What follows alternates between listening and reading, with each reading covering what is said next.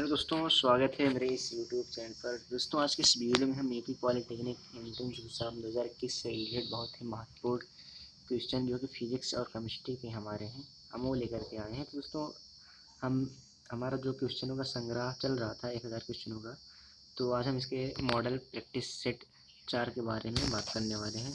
तो देखते हैं क्वेश्चन नंबर 1 क्या दिया गया है कि दो पिंड जिनके द्रव्यमान m1 बराबर 50 किलोग्राम तथा m2 बराबर 150 किलोग्राम है, एक हल्की डोरी द्वारा बंधे हैं तथा एक घर्षण रहित क्षैतिज तल पर रखे हैं। जब m1 को बल F द्वारा खींचते हैं तो दोनों पिंडों में 5 मीटर पर सेकंड का त्वरण उत्पन्न हो जाता है। तो F का मान क्या है?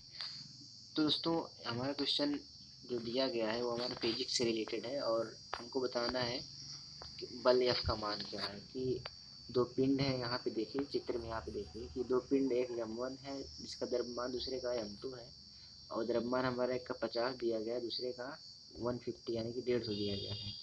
और इसे क्या कह रहा है, एक हल्की डोरी से खींचे, एक हल्की जो है डोरी से इसे बंधे हुए एक घर्षण रहित तल पर इसे खींच रहे हैं, तो लगने वाला बल क्या होगा वो हमारा पूछ रहा है। तो दोस्तों, हम बताते चलें कि इसके पहले हमने मॉडल प्रैक्टिस सेट 3 तक के वीडियो को अपने चैनल पर अपलोड कर दिया है। यदि आपने नहीं देखा है तो जा करके प्लेलिस्ट में देख सकते हैं, और यदि आपने हमारे इस चैनल पॉलिटेक्निकल क्लासेस को सब्सक्राइब नहीं किया है तो सब्सक्राइब कर लें।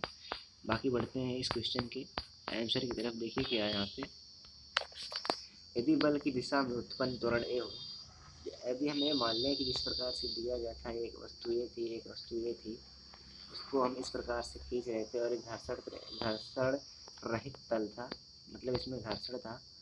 तो क्या करें, यदि हम इसको इधर इस तरफ खींचें तो इसका वेट था 50 और इसका था 150।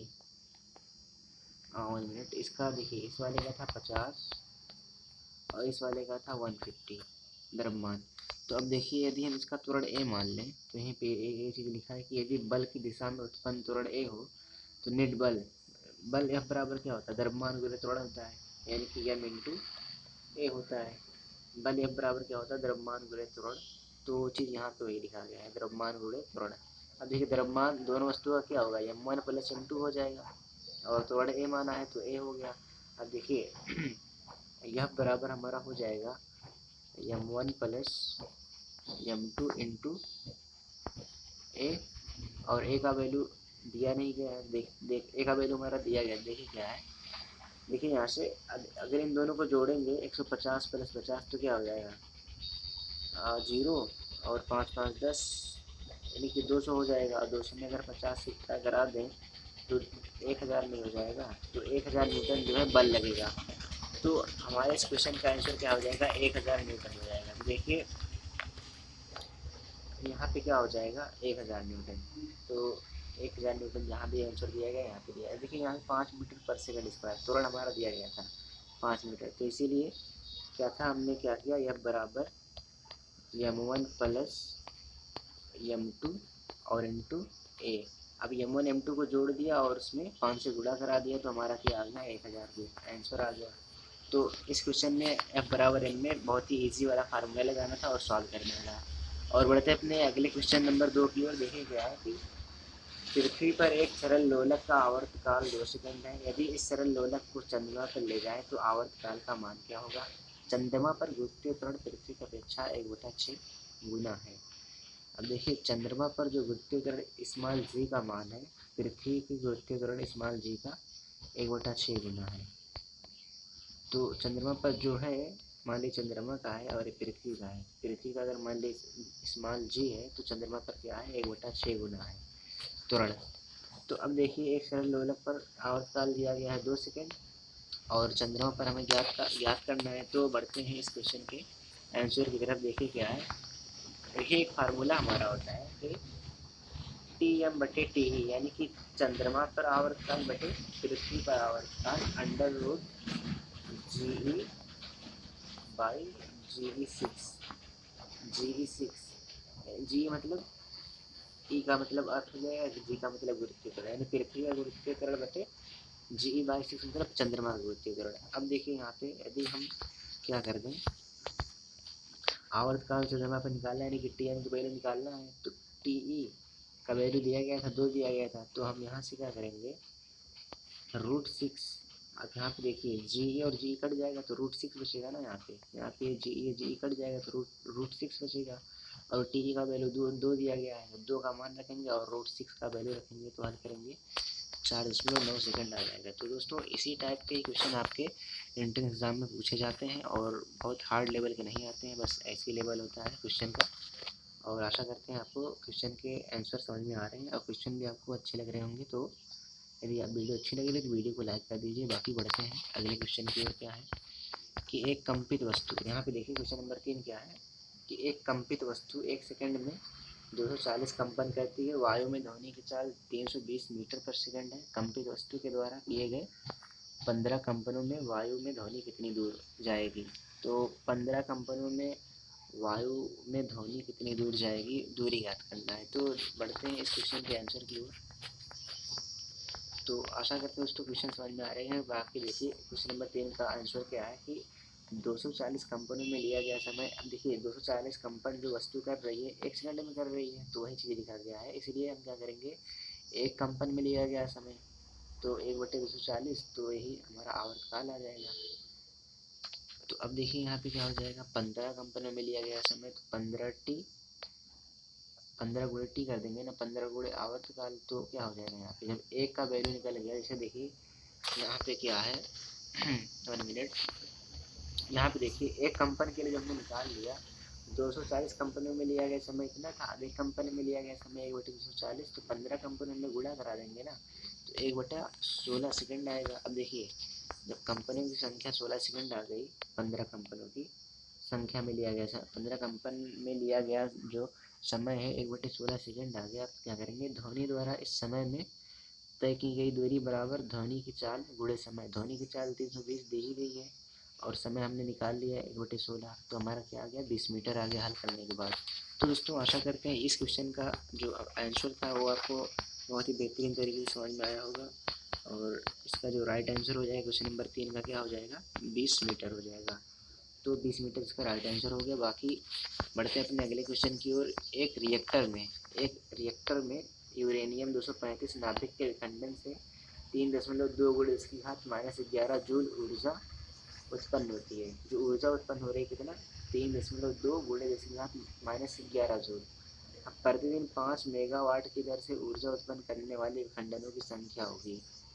ऑप्शन में दिया गया है 1.35 की घात 22, 1.35 10 की घात 19, 1.35 10 की घात 20 या फिर 1.35 10 की घात 17। तो बढ़ते हैं इस क्वेश्चन की ओर, इसके आंसर की ओर। तो देखिए क्या है, इस क्वेश्चन का राइट आंसर किस प्रकार से होगा, देखिए किस प्रकार सॉल्व किया गया है। तो दिखाते चले आपको। देखिए 5 मेगावाट बराबर 5 गुणे 10 की घात 6 जूल पर सेकंड होता है। 5 मेगावाट को यदि हम जूल सेकंड में बदलेंगे तो उसमें हम 10 की घात 6 से गुणा करा देते हैं तो हमारा जूल पर सेकंड में बदल जाएगा। अब प्रतिदिन ऊर्जा की आवश्यकता, देखिए 5 गुणे 10 की घात 6 24, एक दिन में कितने घंटे होते, 24 60 मिनट 60 सेकंड। तो प्रतिदिन ऊर्जा की आवश्यकता कितना होगी 5 वाट के लिए, 4.32 गुणे 10 की घात 11। अब देखिए चूंकि 3.2 गुणे 10 की घात 11 जूल ऊर्जा पैदा करने के लिए आवश्यक विखंडनों की संख्या 1 है। अब इसलिए 4.32 गुणे 10 की घात 11 जूल ऊर्जा पैदा करने के लिए आवश्यक विखंडनों की संख्या। तो अब देखो क्या करेंगे, 1.432, अब देखिए यही तो ज्ञात करना था, 4.32 गुणे 10 की घात 11 के लिए ज्ञात करना था। तो इसका हम ऊपर 1 से गुणा कराएंगे और नीचे क्या करेंगे, इस 3.2 गुणे से 11 से भाग देंगे। तो इसको जब हल करेंगे तो आ जाएगा 1.35 यहाँ पे आएगा। तो इसका जो राइट आंसर हो जाएगा 1.35 हो जाएगा।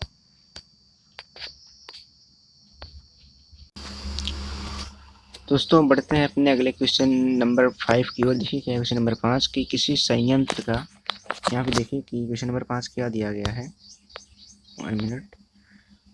किसी संयंत्र का शक्ति तार 1 वाट है, प्रति सेकंड विखंडित होने वाले यूरेनियम नाभिक की संख्या होगी। तो प्रति सेकंड बिखरने वाले यूरेनियम नाभिक की जो है संख्या पूछ रहा है और इसके पहले वाले क्वेश्चन में विखंडनों की संख्या पूछ रहा था। अब जबकि इसमें नाभिक की यूरेनियम नाभिक की संख्या पूछ रहा है, तो पढ़ते हैं। देखिए इसका आंसर की ओर क्या है। क्वेश्चन नंबर 5 का आंसर देखिए किस टाइप से किया गया है। देखिए 5 वाला यहाँ पे दिखाते हैं आपको। हाँ देखिए यहाँ पे हम जानते हैं कि यूरेनियम के एक नाभिक के विखंडन से 200 मेगावाट ऊर्जा प्राप्त होती है।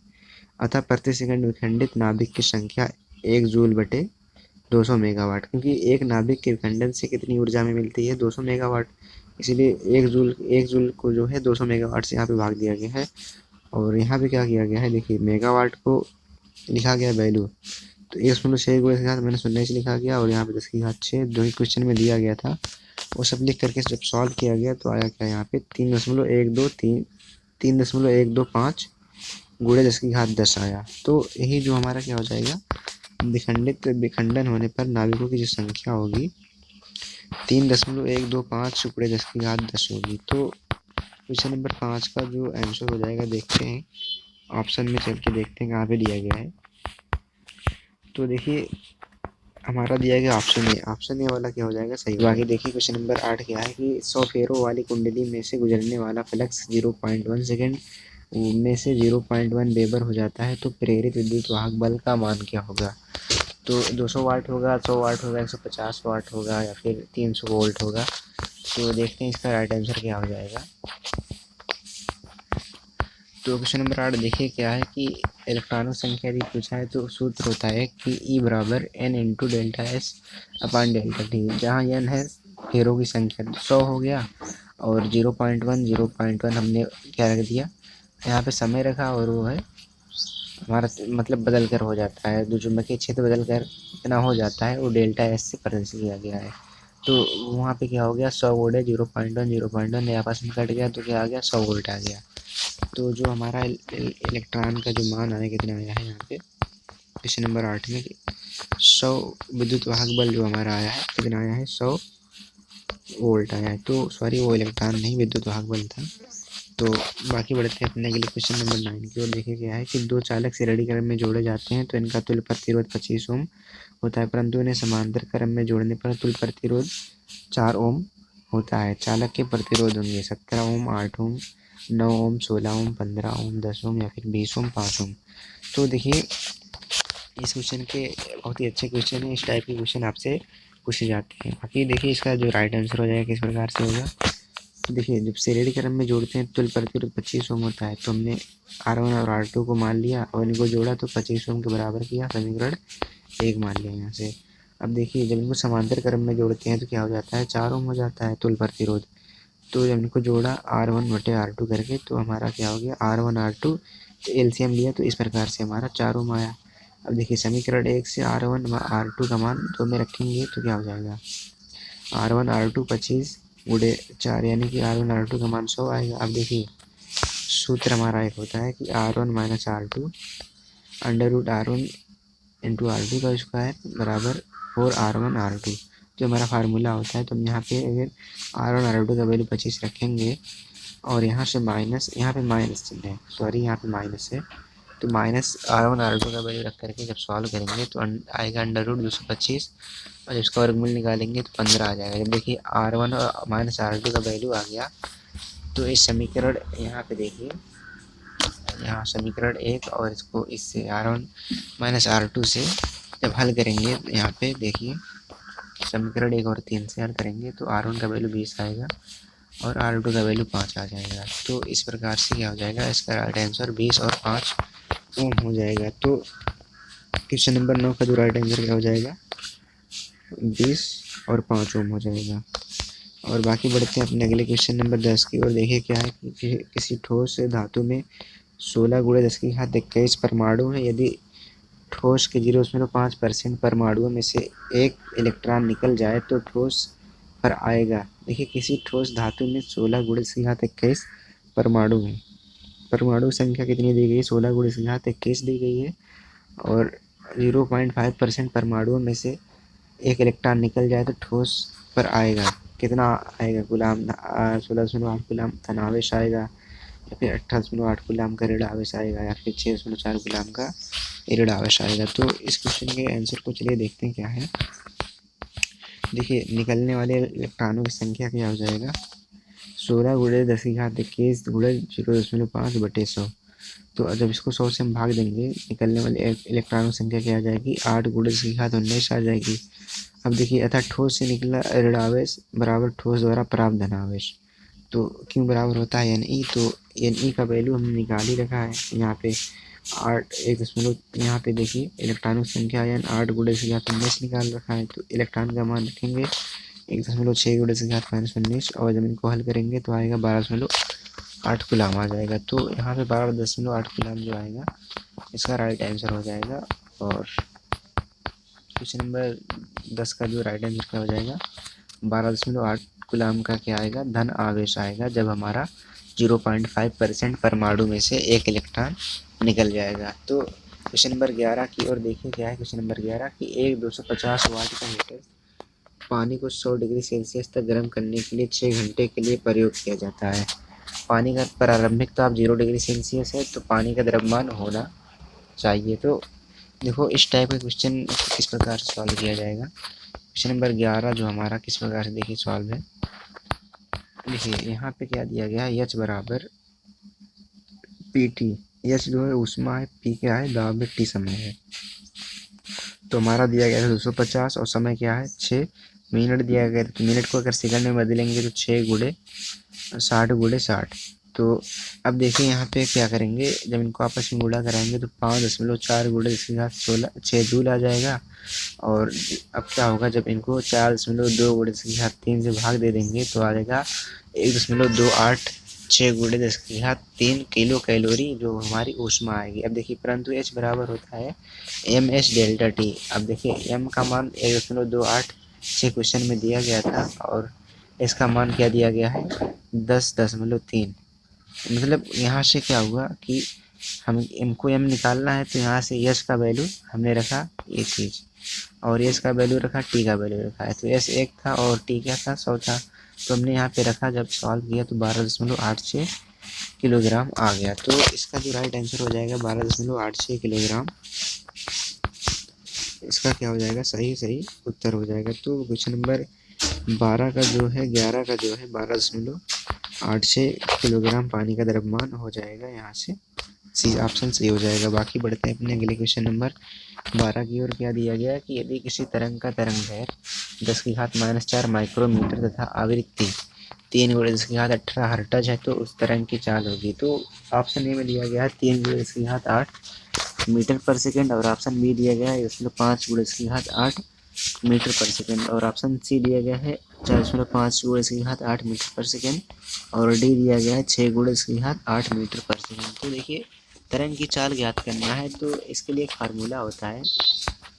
उस फार्मूले को यदि आपको याद है तो इस टाइप के क्वेश्चन को आप सॉल्व कर सकते हैं। जैसे देखिए V बराबर N इंटू लैंडा, यहाँ पे आवृत्ति है और N संख्या है और लैंडा है। अब देखिए यहाँ पे क्या करेंगे 3 गुणे 10 की घात 8 और गुणे 10 की घात -10 यहाँ से जब रखेंगे तो क्या आ जाएगा 3 गुणे 10 की घात 8 मीटर पर सेकंड आ जाएगा। यहाँ पे जो आवृत्तियन जो है वो चीज़ आवृत्ति है और लैंडा क्या है तरंगदैर्घ्य है। तो आवृत्ति और तरंगदैर्घ्य का जब गुणा कराए तो 3 गुणे 10 की घात 8 मीटर पर सेकंड हमारा वेग आ गया। तो यदि ये फार्मूला आपको याद है छोटे छोटे तो इस टाइप के क्वेश्चन को आप आसानी से हल कर सकते हैं। तो इसमें क्या आ गया 1.5 गुणे 10 की घात 8 मीटर पर सेकंड।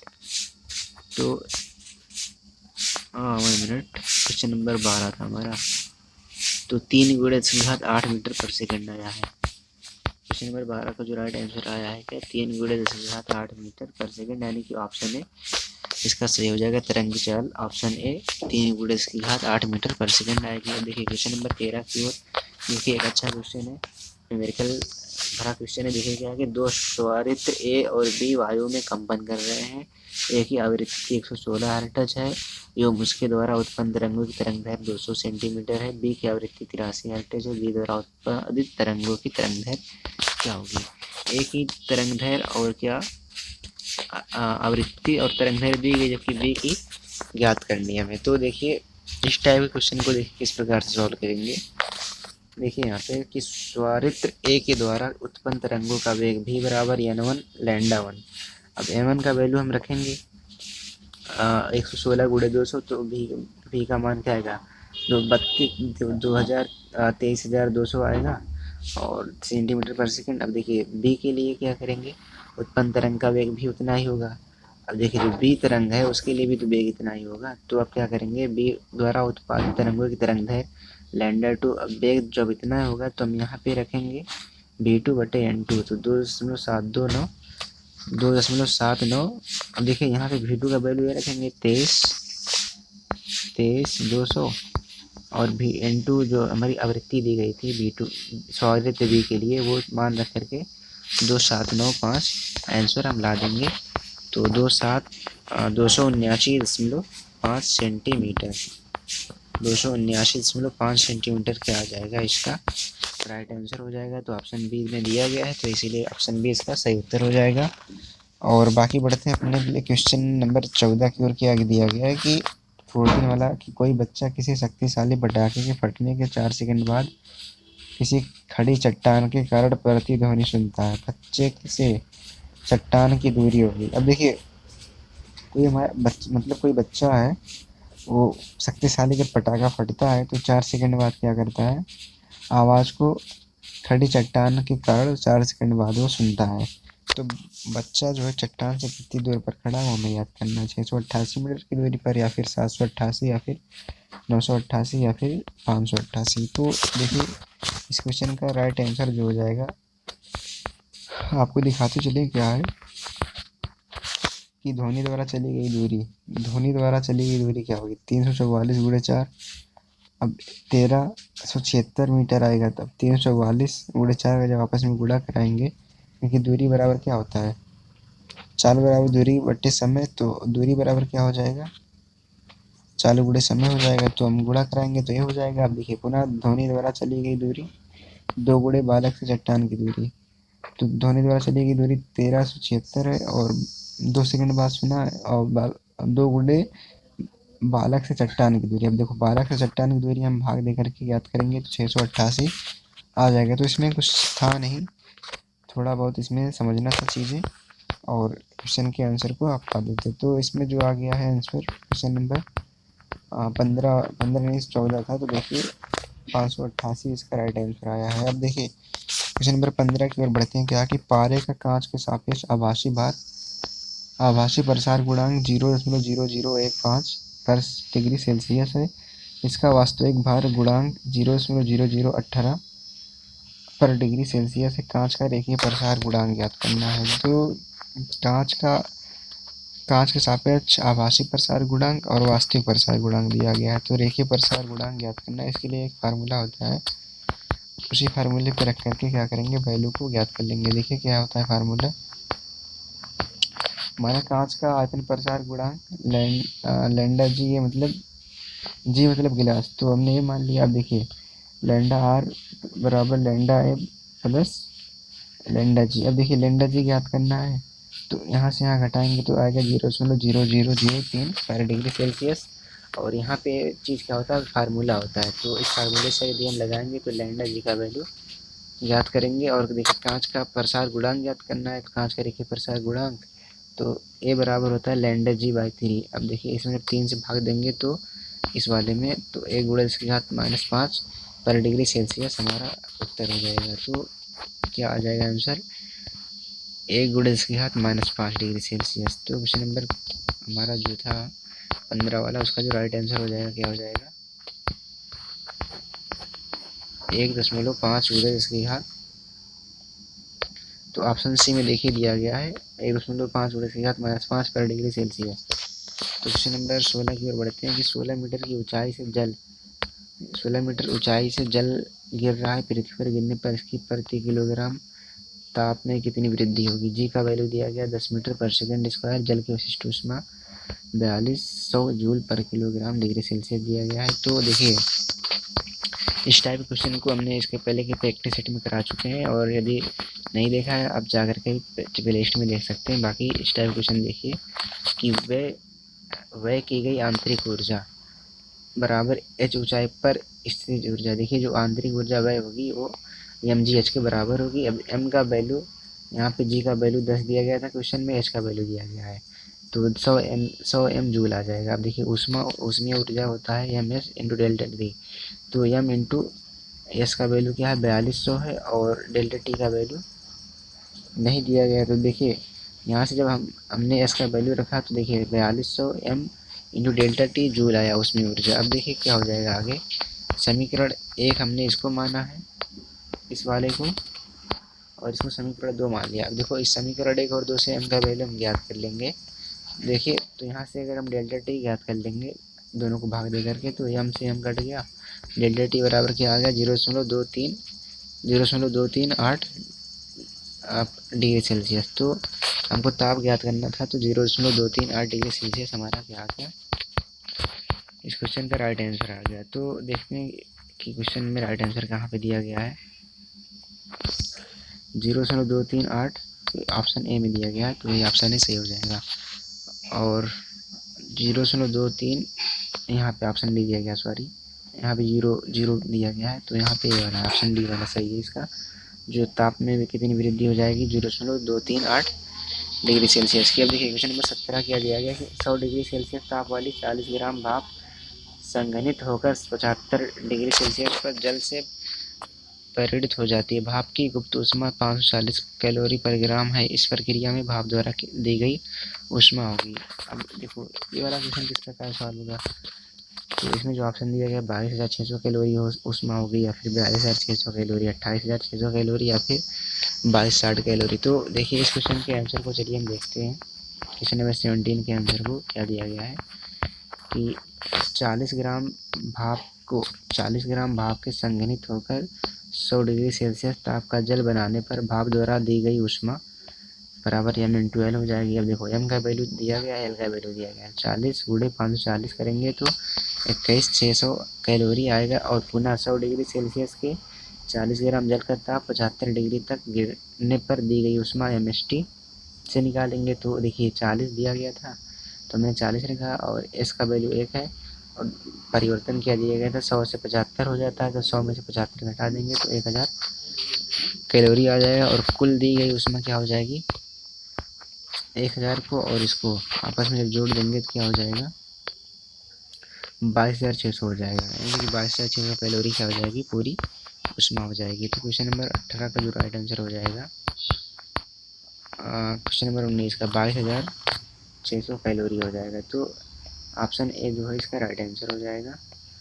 और बाकी बढ़ते हैं अपने अगले क्वेश्चन की ओर। यदि समतल दर्पण को 10 डिग्री घुमा दिया जाए तो परावर्तित किरण घूम जाएगी 20 डिग्री, 10 डिग्री, 15 डिग्री, या फिर 30 डिग्री।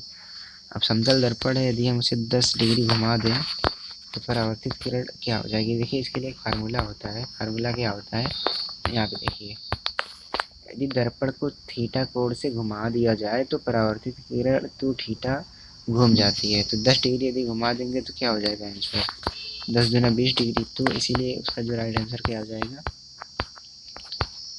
क्वेश्चन नंबर 18 का राइट आंसर क्या हो जाएगा, यहाँ पे 2 गुना हो जाती है तो मतलब 10 दूना 20, 2 थीटा मतलब 20 हो जाएगा। तो ऑप्शन ए सही हो जाएगा। कठोर संघन कांच का अपवर्तनांक 1.65 है, और एल्कोहल वायु के सापेक्ष अपवर्तनांक 1.35 है। कठोर सघन कांच का एल्कोहल के सापेक्ष अपवर्तनांक होगा। तो देखिए अपवर्तनांक दिया गया है किस प्रकार से। इस टाइप क्वेश्चन को हमने इसके पहले करा भी दिया है, बाकी यहाँ पे देखिए किस प्रकार से सॉल्व करेंगे। देखिए ए न्यू यहाँ पे क्या है कि ए न्यू ए एल और ए एल न्यू जी और जी न्यू ए। तो देखो यहाँ पे एयर का उसके सापेक्ष सघन माध्यम के सापेक्ष और उसके सापेक्ष हमारा अपवर्तनांक दिया गया है, उसके हिसाब से वैल्यू रखेंगे, और जब इसको सॉल्व करेंगे तो यहाँ पे आ जाएगा 1.22 आ जाएगा। तो यहाँ पे 1.22 जो आंसर आएगा उसी का राइट आंसर हो जाएगा। और फार्मूला क्या यूज़ करेंगे, ये वाला फार्मूला यूज़ करके इसको हम सॉल्व करेंगे। और देखिए इसका जो राइट आंसर क्या हो जाएगा 1.22 हो जाएगा। तो आशा करते हैं ये वाला क्वेश्चन आपको समझ में आया होगा। और इसका जो ऑप्शन हो जाएगा ऑप्शन ए जो हो जाएगा राइट आंसर। इसको देखते हैं कि कीला एक सिरा नुकीली तथा दूसरा सिरा चौड़ा बनाया जाता है। कील का एक सिरा नुकीली दूसरा सिरा चौड़ा बनाया जाता है। इसका कारण है गाड़ने वाले स्थान पर दाब अधिक लगे, संतुलन बल अधिक लगे, गुरुत्वीय केंद्र चौड़े सिरे के पास हो, पकड़ने में सुविधा। तो इसका ऑप्शन ए सही हो जाएगा। देखिए किस प्रकार से, देखिए क्वेश्चन नंबर यहाँ पे देखिए 21 का जो ऑप्शन नहीं दिया गया, जबकि इसका जो सही आंसर हो जाएगा क्या हो जाएगा कि गाड़ने वाले स्थान पर दाब जो है अधिक लगे, इसीलिए ऑप्शन ए इसका क्या हो जाएगा, राइट हो जाएगा। क्वेश्चन नंबर 22 देखिए, किसी पिंड का वायु में भार 320 ग्राम भार तथा जल में 280 ग्राम भार है, 1.65 आयतन घनत्व तथा 1.65 जो है आयतन घनत्व वाले द्रव में पूर्णतः डुबाने पर उसके भार में कितनी कमी आएगी। तो देखते हैं इस क्वेश्चन के राइट आंसर को किस प्रकार से दिया गया है कि यहाँ पे जो इसका राइट आंसर हो जाएगा, देखिए क्या है कि पिंड को जल में डुबाने पर भार में कमी। तो 320 में से 280 घटाएंगे तो 40 ग्राम भार आ जाएगा। द्रव में डुबाने पर पिंड के भार में कमी। अब देखिए द्रव का आयतन गुणे जल में पिंड के भार में कमी। अब द्रव का आयतन हमारा 1.65 गुणे 40 यहाँ पे हमने लिखा, और जब इसको हल किया तो हमारा क्या आ गया, 66 ग्राम आ गया। तो इसको जब हम हल करेंगे तो क्या आएगा, 66 ग्राम भार हमारा आ जाएगा। तो इसका जो राइट आंसर क्या हो जाएगा, 66 ग्राम भार हो जाएगा, जो कि ऑप्शन ए दिया गया वही सही है। तो इस क्वेश्चन का आंसर ये हो जाएगा। बाकी आशा करते हैं कि वीडियो आपको अच्छी लगी होगी। वीडियो अच्छी लगी तो वीडियो को लाइक कीजिए, चैनल को कीजिए सब्सक्राइब।